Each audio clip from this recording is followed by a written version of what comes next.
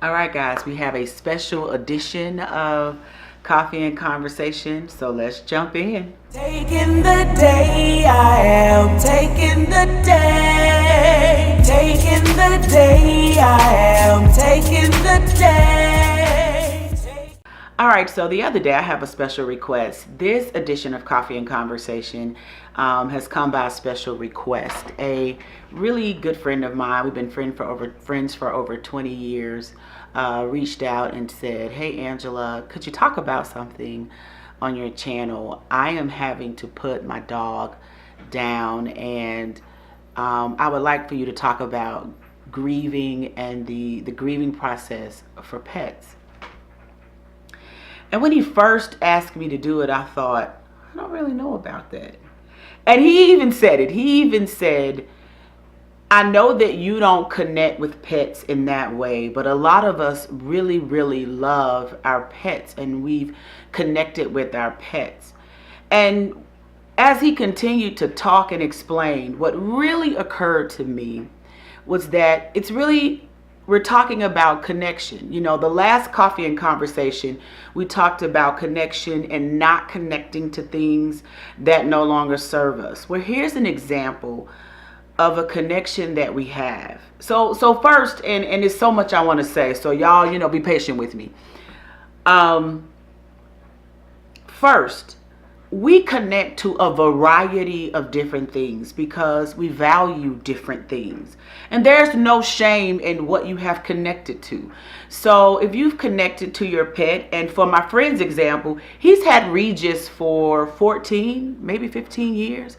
I mean, he's had his dog longer than I've been married or had children. And there's relationship there. This person is a family member, a spouse, a sibling. This pet is intimately acquainted with your day to day. This is who greets you every single day with a smile and a bark and a rub. And that's valuable. And I'm sorry that you've reached the end of the journey with him. But no matter where you find yourself, or no matter what your pet is, whether it's a job or status, something that I had to work through and grieve, and I grieve for this a lot. Like, believe it or not, I had a lot of grief around this. As a girl, or me, I don't think all girls do this. I think I did this. I spent a lot of time fantasizing about what married life would be like. If married life would be like, I had this idea of the type of wife I would be, the type of mom I would be, the type of person my husband would be, how my children would behave. And let me tell you, none of that happened. Let me run that back again. None of that happened. I just want to make sure you're clear on that. My children don't act like the kids in my head. They act like me or my husband. And that's a problem depending upon whatever it is they're doing. Now, let's just be honest. I am not the type of wife and mother that I thought I would be. Like, I really thought I would be more closely to my mom, and I am completely not like that at all. In fact, my mom says, "Child, you're not me." She'll say that in a minute because I'm a completely different type of parent. I parent differently. I have these ideas that sometimes I feel like, where in the world did I get that from?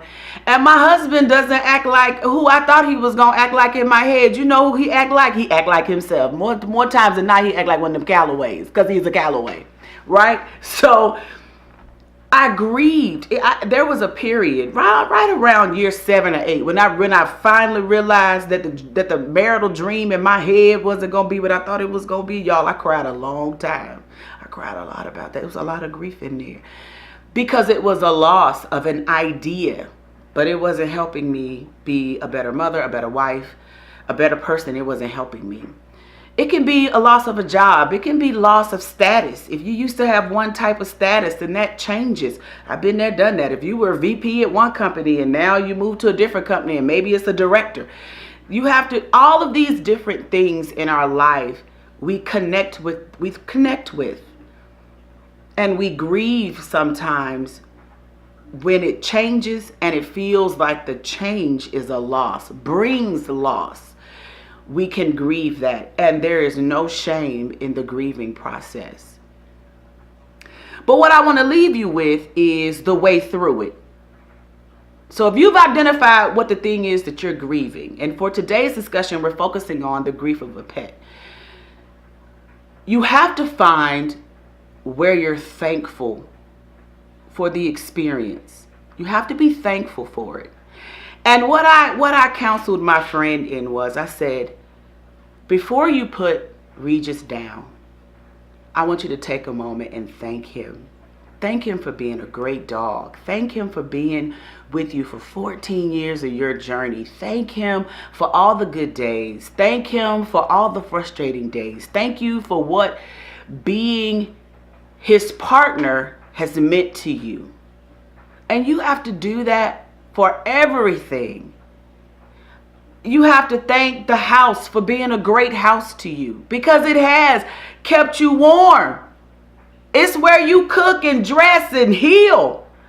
Thank your house for being a great house. If you lost the job and you're on to the next job, thank that job, because that job is how you paid for the house you in, or your apartment. That house is how you paid for that job is how you paid for your car.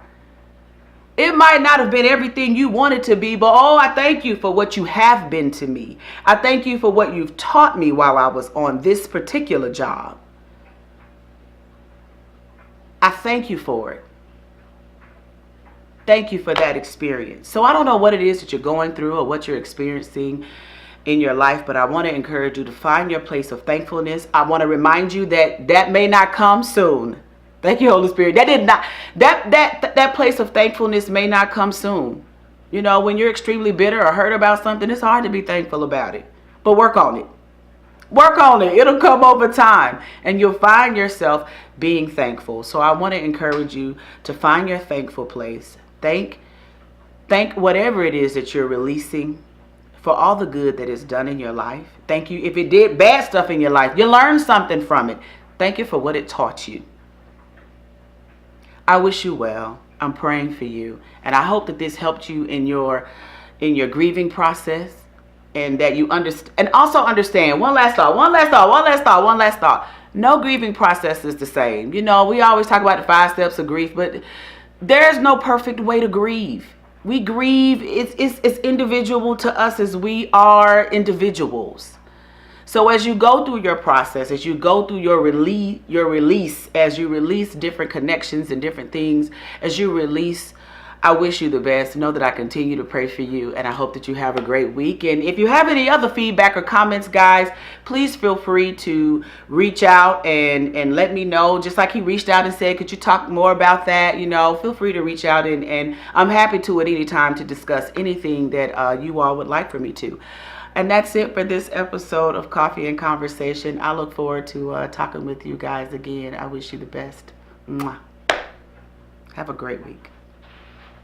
Taking the day, I am taking the day. Taking the day, I am taking the day. Taking the day.